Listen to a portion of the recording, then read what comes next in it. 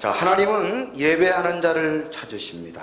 하나님은 예배하는 자를 기뻐하십니다. 그러므로 하나님은 예배를 통해 은혜를 주시고, 예배를 통해 문제를 해결해 주시고, 예배를 통해 질병을 고쳐 주시는 줄로 믿습니다. 야곱은 딸의 강간 사건 때문에 발생한 아들들의 세겜 족속 살인 사건으로 말미암아 가나안 족속들의 추격을 받고 있었습니다. 그런데 야곱은 이 위기 가운데 하나님으로부터 베델로 올라가라는 말씀을 듣게 되죠. 그래서 말씀에 순종하여 우상을 버리고 자신을 정결케 하고 의복을 바꾸어 입게 됩니다. 그리고 베델로 올라가 제단을 쌓겠다고 다짐하게 됩니다. 여기서 중요한 것은 아직 그가 베델로 올라가지 않고 아직 그곳에서 제단을 쌓지는 않았습니다. 그런데 놀라운 사실은 베델로 올라가 제단을 쌓겠다고 다짐했던 이 야곱의 다짐을 들으시고 하나님께서 어떤 복을 주셨는지, 자, 창세기 35장 5절 다 같이 한번 읽어보십니다. 시작. 그들이 떠났으나 하나님이 그 사면 고울들로 크게 두려워하게 하셨으므로 야곱의 아들들을 추격하는 자가 없었더라. 아멘. 여러분, 이것이 예배의 은혜요 예배의 능력인 줄로 믿으시기 바랍니다. 아직 야곱은 베델로 올라가기 전이었습니다. 베델로 올라가 제단을 쌓기도 전이었습니다. 그러나 그가 하나님 앞에 제단을 쌓겠다고 다짐한 이미 그 마음만 먹었던 순간임에도 불구하고 하나님께서는 그 다짐을 들으시고 그를 추격하는 자를 두렵게 하셨다는 사실입니다. 우리가 마음만 먹고 하나님 앞에 예배를 드리겠다고 결심만 해도 하나님께서는 이런 복을 주시는 줄로 믿습니다. 그래서 요한복음 4장 23절에 보면 하나님께서는 이러한 사람들을 기뻐하신다고 말씀합니다. 다 같이 한번 읽어봅니다. 시작. 아버지께 참되게 예배하는 자들은 영과 진리로 예배할 때가 오나니 곧 이때라. 아버지께서는 자기에게 이렇게 예배하는 자들을 찾으시느니라. 아멘. 바라건대 우리 서광의 모든 성도님들을 오늘 한 해 하나님이 찾으시는 예배자가 되시기를 주님의 이름으로 축원합니다. 그리하여 여러분을 추격하는 질병도 가난도 실패도 한 길로 왔다가 열 길로 떠나는 그런 놀라운 기적과 역사를 경험하시기를 주님의 이름으로 축원합니다. 나는 하나님을 예배하는 예배자입니다. 내가 서 있는 곳 어디서나 하나님을 예배합니다. 내 영혼 거룩한 은혜를 향하여 내 마음 완전한 하나님 향하여 이곳에서 바로 이 시간 하나님을 예배합니다. 아멘. 우리 성황의 모든 성도님들은 하나님이 찾으시는 참된 예배자 되시기를 주님의 이름으로 축원합니다. 자, 그렇다면 이제 야곱이 드디어 베델로 올라갑니다. 야곱이 그토록 서원했던 베델에 올라가 과연 야곱은 무엇을 했습니까? 자, 먼저 오늘 본문 6절 말씀을 다 같이 한번 읽어보십니다. 시작. 야곱과 그와 함께한 모든 사람이 가나안 땅 루스 곧 베델에 이르고. 아멘. 야곱은 그와 함께한 모든 가족들과 함께 베델로 올라갔다고 성경은 기록하고 있습니다. 오늘 본문 6절에 기록되어 있는 이르고라는 이 단어, 이르고라는 단어는 원래 히브리어 원문을 보니 한번 따라해 보시죠. 한 단어입니다. 히브리어 보라는 단어인데 이 단어는 원래 그 뜻이 돌아가다, 제자리로 돌아가다, 그런 뜻을 가지고 있는 단어입니다. 즉 야곱과 그의 가족들은 원래 그들이 돌아가야 될 곳, 즉 베델로 왔다는 사실입니다. 야곱과 그의 가족들은 반드시 베델로 돌아가야 되고 그리고 그곳으로 돌아가야 되는데 이제 그들이 베델에 이르게 되었다는 것입니다. 자, 그런데 오늘 본문에 보면 아주 감동적인 모습이 기록되어 있습니다. 야곱이 베델로 돌아간 것도 참 기쁘고 감사한 일이지만 그와 함께한 모든 가족들이 한 사람도 빠지지 아니하고 베델에 도착했다는 사실입니다. 여러분, 우리가 자신의 믿음을 지키는 것도 중요하지만 자신이 속한 가정과 믿음의 공동체를 참으로 믿음으로 지키는 것은 참으로 귀하고 아름다운 일입니다. 오늘 이곳에도 여러분들 가운데 홀로 믿음을 지키는 분들이 계십니다. 남편이나 아내 혹은 부모나 자식 가운데 아직도 예수를 믿지 않는 그런 형제 자매, 그런 우리의 참으로 성도들이 이곳에 분명히 있다는 사실입니다. 그래서 불신 남편이나 아내, 사랑하는 부모, 형제 때문에 예배 때마다 눈물을 흘리며 기도하는 성도님들이 많다는 사실을 저는 잘 알고 있습니다.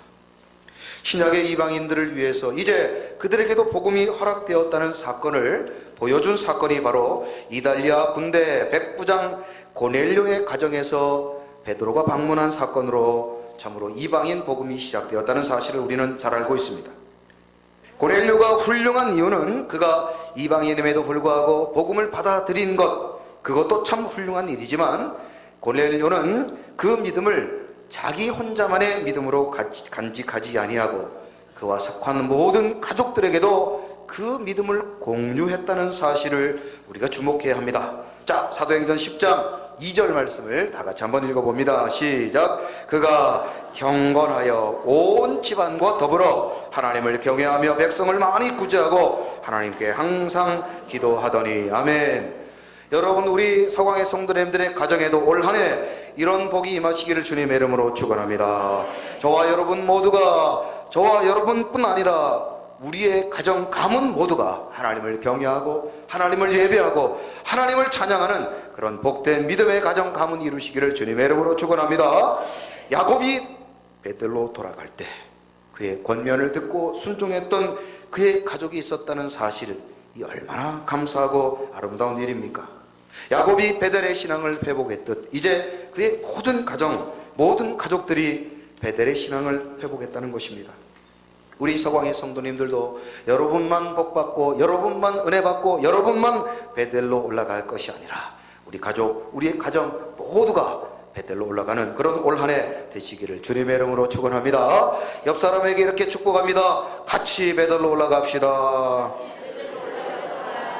아멘. 자, 그런데 우리가 기억할 것이 하나 있습니다. 여러분, 천국에 가기 위해서 반드시 가지고 가야 될 열쇠가 하나 있는데 그것이 뭡니까? 바로 믿음이라는 열쇠입니다. 천국에 가기 위해서는, 천국의 문을 열기 위해서는 반드시 믿음이라는 열쇠를 가지고 있어야 됩니다. 우리가 아무리 많은 열쇠를 가지고 있어도 우리 집에 꼭 맞는 열쇠 단 하나밖에 없습니다. 아무리 내가 여러 가지 열쇠를 가지고 다른 열쇠로 우리 집의 문을 열 수 있다고 다짐하고 기도하고 또 노력해봐도 여러분, 우리의 집 문을 열 수 있는 열쇠는 딱 하나밖에 없습니다. 딱 하나밖에 없습니다. 마찬가지입니다. 우리가 천국의 문을 여는 열쇠도 아무리 노력하고 아무리 착하고 아무리 의롭게 살아도 믿음 없이는 천국의 문을 열 수 없다는 사실입니다. 그러므로 우리 가족 모두가 구원받을 수 있는 방법은 아무리 남편이 착하고 아무리 아내가 선한 일을 많이 하고 아무리 내 자식들이 참으로 이 땅 가운데 출세하고 영향력 있는 삶을 살아도 그 누구든지 믿음 없이는 구원받지 못한다는 사실을 우리 모두가 기억해야 되는 줄로 믿습니다. 그러므로 우리 서광의 모든 성도님들은 저와 여러분 모두가, 그리고 우리 사랑하는 모든 가족들이 믿음 안에 구원받는 올 한 해, 그런 복된 한 해 되시기를 주님의 이름으로 축원드립니다. 자, 이렇게 모든 가족들이 베델로 올라갑니다. 그래서 그곳에서 제단을 쌓게 되는데 이제 7절에 보면 그 제단의 이름을 이렇게 붙입니다. 자, 같이 7절 한번 읽어봅니다. 시작. 그가 거기서 제단을 쌓고 그곳을 엘베델이라 불렀으니 이는 그의 형의 낯을 피하일 때 하나님이 거기서 그에게 나타나셨음이더라. 아멘. 야곱은 드디어 서원을 갚았습니다. 야곱과 그와 함께한 모든 가족들이 베델로 올라가게 됩니다. 그리고 그곳에서 약속대로 제단을 쌓고 하나님 앞에 예배를 드리죠. 그런데 그 제단의 이름을 엘베델이라고 붙입니다. 같이 한번 따라해 보시죠. 엘베델. 여러분, 이 베델이라는 단어는 히브리어 단어, 베델이라는 단어는 이 단어를 분해를 해보면 벳이라는 히브리어는 집이라는 뜻을 가지고 있습니다. 벳은 집입니다. 그 다음에 엘은 하나님이라는 뜻을 가지고 있습니다. 그러면 벳엘이라는 단어가 합쳐지면 무슨 뜻이 되죠? 하나님의 집, 하나님의 집이라는 뜻이 됩니다. 그런데 이 벳엘 앞에 무슨 단어를 붙였어요? 또 엘이라는 단어를 붙였습니다. 엘은 무슨 뜻이라고 말씀드렸습니까? 하나님. 그러면 이 단어를 말 그대로 직역하면 하나님 그리고 또 하나님의 집, 그런 뜻입니다. 그런데 이 단어는 원래 한번 따라해 보시죠. 하나님께서 하나님의 집에 임하셨습니다. 그렇습니다. 엘 베델이라는 뜻은 하나님께서 어디에 계시다? 하나님의 집에 계시다, 그런 뜻입니다. 하나님께서 하나님의 집에 임재하셨다. 하나님께서 하나님의 집으로 오셨다라는 뜻입니다. 그가 과거 베델에서 서원했던, 그리고 베델에서 하나님을 예배하고 찬양하겠다고 약속했었는데 바로 그 베델로 누가 오셨다는 뜻입니까? 하나님이 오셨다는 뜻입니다. 하나님이 오셨다는 뜻입니다. 하나님께서 약속대로 베델, 하나님의 집으로 찾아오셨다는 뜻입니다. 이것은 출애굽기 40장 34절의 말씀을 연상케 합니다. 자, 같이 한번 읽어봅니다. 시작. 구름이 회막에 덮이고 하나님의 영광이 성막에 충만하매. 아멘. 여러분, 하나님이 성막 가운데, 성전 가운데, 또 이 예배 처소 가운데 임하기 위해서는 모든 것들이 완전하게 구비되어야 됩니다. 구약에서는 반드시 제사장이 있어야 됩니다. 제사장이 있어야 되고 제물이 있어야 되고 또 절차와 방법대로 제사를 드려야 됩니다. 그리하면 출애굽기 40장 34절의 말씀처럼 하나님의 영광이 임하게 된다는 것입니다. 여러분, 엘베델, 하나님께서 하나님의 집으로 오셨다는 뜻은 무엇입니까? 이제 그곳이 하나님이 기뻐하는 성전이 되었다는 뜻입니다. 하나님이 베델에 임하셨다는 뜻은 하나님께서 야곱의 예배를, 야곱의 제사를 기뻐하시며 그곳에 임하셨다는 뜻입니다. 저는 바라건대 오늘 우리 서거의 성도님들의 오늘 우리가 드리는 이 예배가 하나님이 기뻐하는 예배, 엘베델이 되기를 주님의 이름으로 축원합니다. 야곱은 세겜에서도 제단을 쌓았습니다. 그러나 그는 그곳에서 하나님의 영광을 목격하지 못했습니다. 하지만 이제 야곱은 베델에서 하나님의 영광을 목격하게 되었습니다. 야곱은 놀라운 찬란한 하나님의 임재, 하나님의 영광을 목격하게 된 것입니다. 그래서 야곱은 그곳의 이름을 엘베델이라고 부르고 있는 것입니다. 거룩한 하나님의 영광을 목격한 야곱은 이제 기뻐하고 찬양하고 있는 것입니다. 그는 과거 세상의 유혹과 세상의 명예와 세상의 물질을 쫓아 살았습니다. 그래서 하나님에 대해서 무관심했었습니다. 그러나 이제 그가 베델에서 하나님의 영광을 보고 기뻐하고 있는 것입니다. 우리 서광의 성도님들도 오늘 이곳에서 드리는 예배를 통해 하나님의 거룩한 영광을 목격하시고 오직 하나님으로 인하여 기뻐하고 찬양하시는 귀한 서광의 성도님들이 다 되시기를 주님의 이름으로 축원합니다. 어느 교회에서 있었던 일입니다. 토요일날 오후에 주보를 맡긴 인쇄소에서 연락이 왔습니다. 목사님이 주신 원고에 주일 오전 설교 본문과 제목이 빠져 있습니다. 그러자 목사님이 설교 본문은 10편 23편이고 제목은 여호와는 나의 목자시니입니다. 그렇게 말씀을 드렸어요. 그러자 평소 설교의 제목을 길게 잡는 목사님을 잘 알고 있는 이 인쇄공은 목사님께 다시 되묻습니다. 목사님, 그것뿐입니까? 그러자 목사님이 네, 그것만으로 충분합니다. 그렇게 대답을 했습니다. 그리고 이제 다음날 주일이 되었습니다. 아침이 되어 주보를 받아든 목사님은 그 주보에 나와 있는 설교 제목을 보고 당황하게 됐습니다. 왜냐하면 자신이 주었던 설교 제목과 다른 제목이 기록되어져 있습니다. 자, 그 인쇄공이 뭐라고 그 제목을 적어줬는지 한번 읽어봅니다. 시작. 여호와는 나의 목자시니 그것만으로 충분합니다. 목사님은 그 설교의 제목을 여러 번 읽기 시작했습니다. 여호와는 나의 목자시니 그것만으로 충분합니다. 자, 비록 인쇄곡이 잘못 인쇄한 제목이었지만 그 제목은 그 목사님의 마음을 감동케 했습니다. 여호와는 나의 목자시니 세상 그 어떤 것으로도 만족할 수 없었던 내가 이제 여호와 하나님으로 말미암아 하나님만으로 만족하고 있습니다. 목사님은 그 제목을 보며 자신도 모르게 눈물을 흘렸습니다. 그리고 강단에 서서 그 제목을 말했습니다. 여호와는 나의 목자시니 그것만으로 충분합니다. 여러분, 이 세상을 살며 우리는 무엇으로 만족하고 계십니까? 오늘 여호와는 나의 목자시니 그것만으로 충분하다는 이 잘못된 설교 제목 때문에 감동했던 그 목사님과 성도들처럼 우리 모두도 오직 하나님만으로 감사하고 하나님만으로 만족하고 하나님만으로 충분한 그런 복된 인생 사시기를 주님의 이름으로 축원합니다. 여러분, 엘 베델이라는 뜻이 바로 그것입니다. 이곳 베델에 하나님이 계시니 내가 무엇 때문에 염려하고 걱정하리요? 이제 하나님의 집에 하나님이 계시니 이제 나는 그것으로 만족하리라. 하나님께서 하나님의 집에 계시니 이보다 더 완전한 것은 없습니다 라고는 고백이 바로 엘 베델이라는 사실입니다. 야곱은 이제 베델의 신앙으로 한 단계 업그레이드 되었습니다. 과거는 하나님이 복을 주시면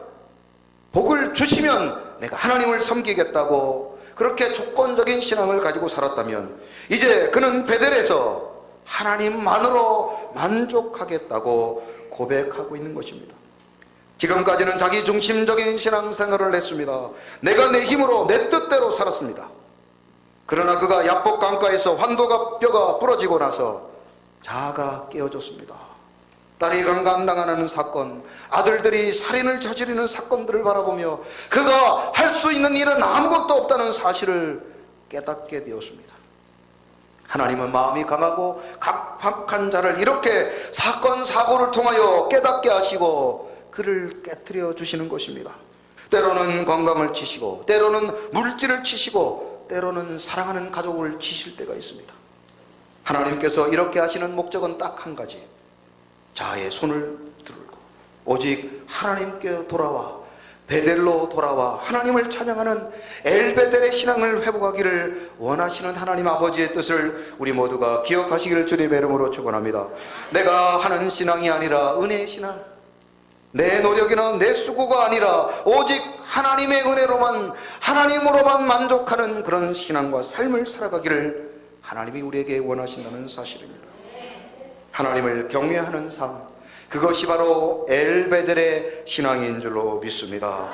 오늘 우리 서광의 모든 성도님들은 오직 하나님만으로 만족하며 하나님으로 인하여 찬양하고 감사하고 기뻐하는 그런 아름다운 엘베델의 신앙을 소유하시기를 주님의 이름으로 축원합니다.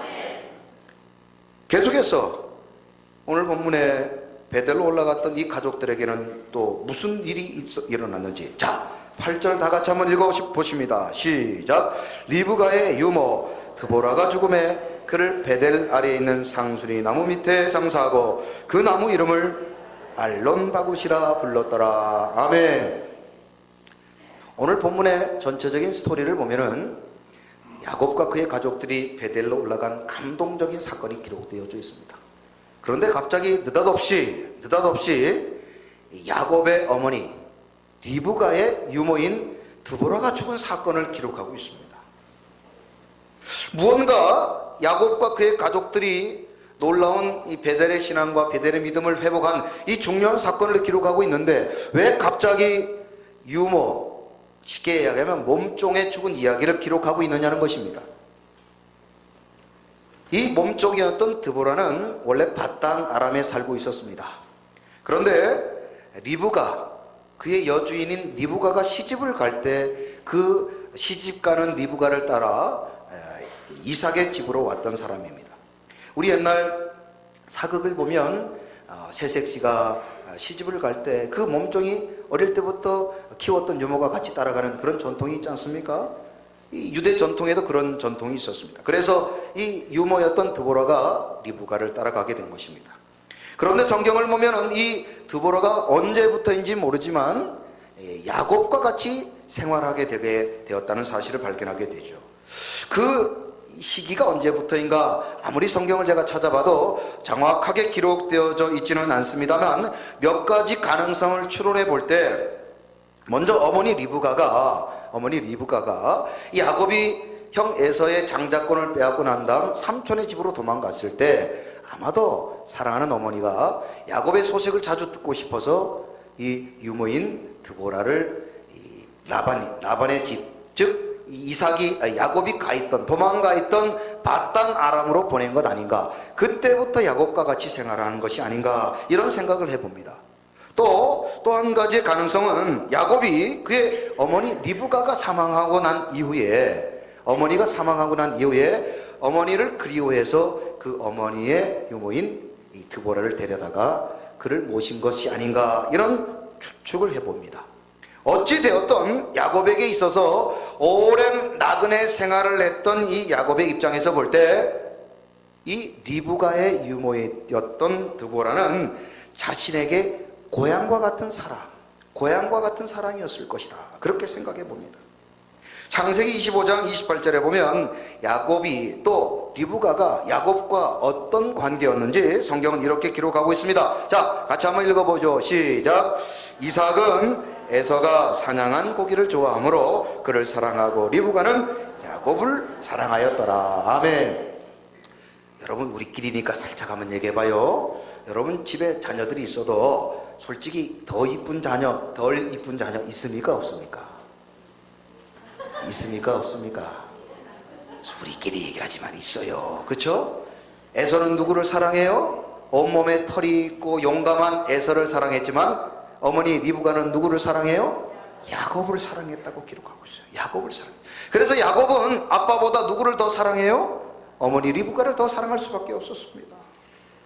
이렇게 사랑했던 어머니 리브가를 오랫동안 뵙지 못했을 뿐 아니라 자기가 형 에서와 화해하기 전에 이미 어머니가 죽었다는 사실, 임종을 보지 못했던 야곱의 입장에서 볼 때 드보라는 그냥 몸종이 아니라 누구를 자꾸만 연상케 하는 분이었습니까?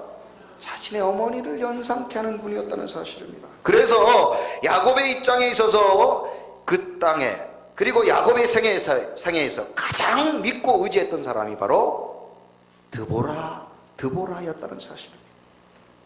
그런데 그렇게 믿고 의지했던 드보라가 그것도 어디에서 돌아가셨어요? 베델에서 돌아가셨어요. 당시 야곱이 얼마나 이 드보라의 죽음의 슬픔을 가졌는지를 알 수 있는 내용이 바로 알론 바굿이라는 이 이름에서 그 슬픔을 우리가 추측해 볼 수 있습니다. 왜냐하면 이 알론 바굿이라는 단어는 한번 따라 하시죠. 통곡의 상수리나무. 여러분, 유모가 죽었어요. 그것도 자신의 유모도 아닌 어머니의 유모가 죽었어요. 그런데 무엇 때문에 그가 통곡하고 그렇게 슬퍼했겠습니까? 야곱이 그처럼 신뢰하고 믿고 따랐던 사람이라는 뜻입니다. 그가 그토록 믿고 의지했던 드보라가 죽어버렸어요. 그래서 그 여인을 묻고 그 나무의 이름을 알론 바굿이라고 붙였던 것입니다. 야곱은 어쩌면 세겜을 떠나기 전에 상수리 아래 나무에 묻었던 이방 신상보다 더 드보라를 믿은 것이 아닌가, 더 의지하고 신뢰했던 것이 아닌가 생각해 봅니다. 그래서 그의 슬픔은 드보라의 시신을 묻은 그 나무의 이름을 알론 바굿이라고 붙일 정도로 그가 그 슬픔이 깊었다는 것을 우리는 알 수 있습니다. 야곱이 이처럼 의지하고 믿었던 드보라가 다른 곳도 아닌 베델에서 그의 생애를 마감하게 되었습니다. 그녀의 나이가 얼마나 되었는지, 또 그가 왜 죽음을 맞이했는지 구체적으로 성경은 말씀하지 않습니다. 그런데 여러분, 생명의 주관자는 누구시죠? 하나님이십니다.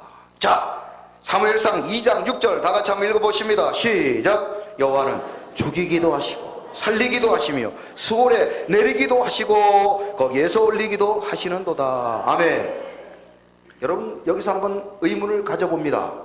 하나님은 살리기도 하시고 죽이기도 하시는 분이시는데 왜 하나님이 하필 드보라를 그것도 베델에서 데려가셨냐는 것입니다. 세겜에서도 데려갈 수 있고 바단 아람에서도 데려갈 수 있는데 왜 베델에서 데려가셨을까요? 그것이 과연 우연일까요? 여러분, 결코 우리 인생은 우연이라는 것이 없습니다. 우리 인생에는 결코 우연이 없습니다. 하나님이 드보라를 베델에서 데려가신 이유가 분명 있지 않겠습니까? 야곱에게 있어서 드보라는 앞서 말씀드렸던 것처럼 이 세상에서 그 어떤 것보다 믿고 의지했던 존재였습니다. 그래서 그녀를 묻고 그곳의 이름을 알론바곳이라고 붙였습니다. 그런데 그 알론바곳은 비록 슬프고 고통스럽지만 이제 베델에서는 더 이상 그가 믿었던 의지했던 드보라도 그 어떤 것도 의지하지 말고 오직 하나님만 의지하라는 하나님의 뜻이 아니겠습니까? 하나님은 야곱이 세겜에서처럼 이제 더 이상 우상을 섬기거나 드보라를 의지하지 말고 하나님만 섬기라고 그곳에서 드보라를 데려가신 것 아니겠냐라는 것입니다. 그래서 하나님은 하나님 외에 어떤 것도 사랑하지 말라고 드보라를 베델에서 데려가시고 그리고 그녀의 시신을 상수리나무 아래 묻게 된 것입니다.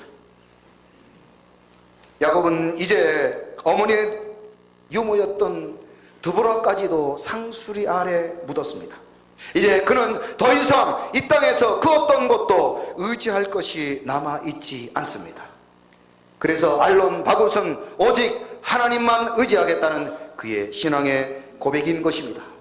우리 서광의 성도님들도 우리 인생의 알론바곳을 통하여 오직 하나님만을 섬기시기를 주님의 이름으로 축원합니다. 시편 56편 4절을 다 같이 한번 읽어봅니다. 시작. 내가 하나님을 의지하고 그 말씀을 찬송할지로다. 내가 하나님을 의지하였은즉 두려워하지 아니하리니 혈육을 가진 사람이 내게 어찌하리까. 아멘. 1887년 어느 겨울 추운 날 에드먼드 히윗이라는 한 여인이 청소년들에게 복음을 전하다가 그만 한 소년이 휘둘렀던 지붕 슬레이트에 맞아 척추를 다치게 되었습니다. 이 사건으로 장장 7개월 동안 치료를 받게 되었습니다. 병상에서 오랜 기간 동안 치료를 받는 가운데 남의 도움을 받아야 되는 자신의 처지를 생각하며 그녀는 그만 점점 신앙을 잃어버리고 말았습니다. 신경이 날카로워지고 심지어 자신이 복음을 전했던 그 소년에게까지 증오심을 갖게 되었습니다. 그러던 어느 날 화창한 봄날 병실에서 청소를 하고 있는 한 흑인 여자가 흥얼거리며 찬송하는 모습을 듣게 되었습니다. 그 모습을 본 히빈 여사가 벌컥 화를 내면서 이렇게 말했습니다. 여보시오, 청소부 주제에 뭐가 좋아서 그렇게 찬송하고 있습니까? 그때 그 흑인 여인이 이렇게 말했습니다. 주님께서는 나에게 닥친 형편과 처지를 찬송으로 바꿀 수 있는 힘을 주셨으니 내가 이곳에서도 하나님을 찬송합니다. 이 말을 듣는 순간 그녀는 감전된 듯한 충격을 받았습니다.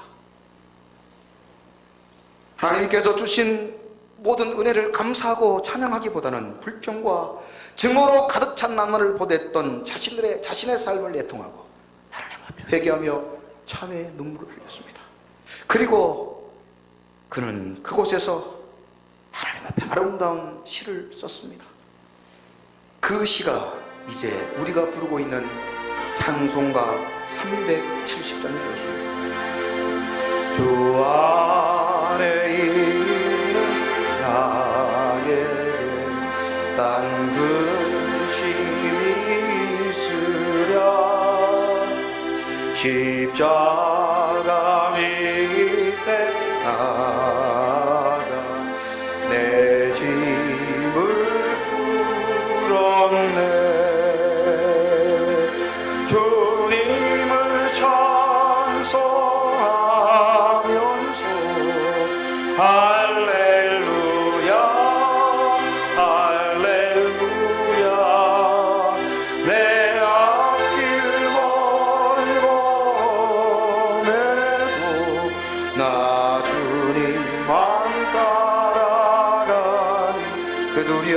변하여 그 두려움이 변하여 내 기도 되었고 전날의 한숨 변하여 내 노래 되었네. 주님을 찬송하면서 할렐루야 할렐루야 내 앞길 멀고 험해도 나 주님을 찬송하면서 주님을 찬송하면서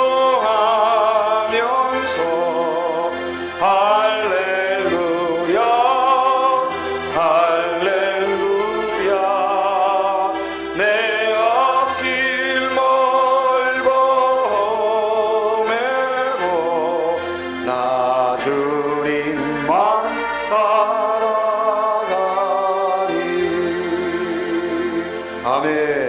오직 하나님만으로 인하여 만족하시고 하나님만 의지하시는 우리 서광의 모든 성도님들이 다 되시기를 주님의 이름으로 축원합니다.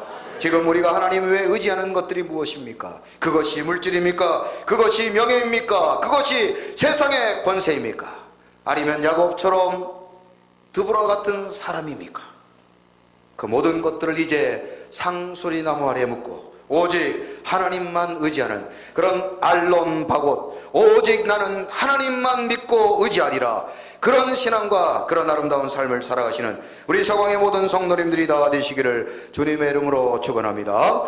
이 시간 이러한 고백을 담아 반주자로 봉사하시는 우리 임지연 집사님께서 참 좋으신 주님이라는 제목의 찬양을 하나님께 드립니다.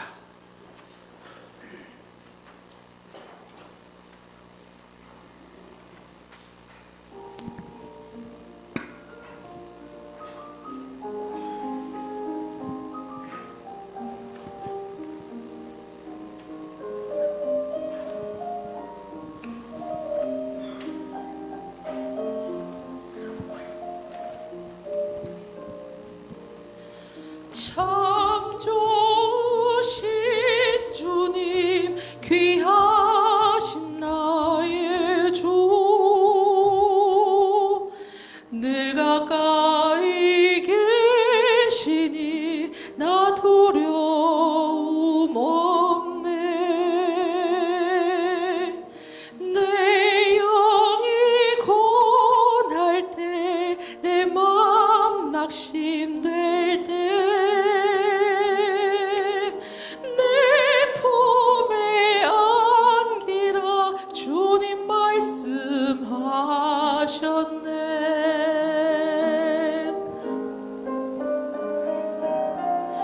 광야 같은 세상 주만 의지하며 주의 인도하심 날 강건케 하시며 주의 사랑 안에서 살게 하소서. 주만 의지하리 영원토록. 광야 같은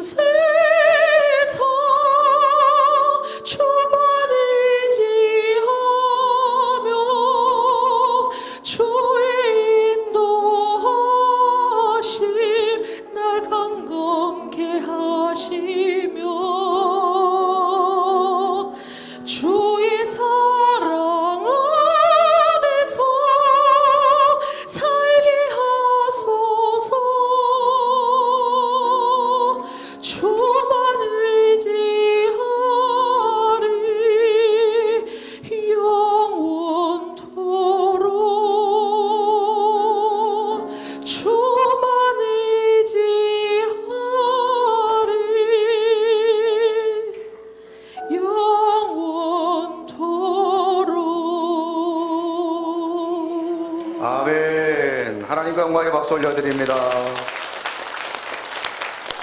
우리 이 시간 다같이 말씀을 생각하며 이 시간 다같이 합심하여 기도합니다. 그렇습니다. 오늘도 우리의 예배가 엘베델이 되게 하여 주옵소서. 하나님만으로 만족하게 하여 주옵소서. 우리가 믿고 의지했던 것들은 알론바곳 되게 하여 주옵소서. 모두 다 묻게 하여 주옵시고 모두 다 버리게 하여 주옵시고 우리 모두는 오직 하나님만을 의지하고 하나님만을 찬양하고 하나님만을 높여드리게 하여 주옵소서. 우리가 의지했던 세상의 명예, 권세, 물질, 어쩌면 사랑하는 우리의 부모, 형제, 자매들도 아버지 이제 더 이상 의지하지 말고 오직 하나님만 의지해야 될 줄로 믿습니다. 그것이 엘베델의 신앙이고 그것이 알론 바곳의 결단인 줄로 믿습니다. 이제 그러한 아름다운 신앙과 삶을 살겠다고 결단하며 다같이 말씀 생각하며 주여 한번 외치는 통성으로 기도합니다. 주여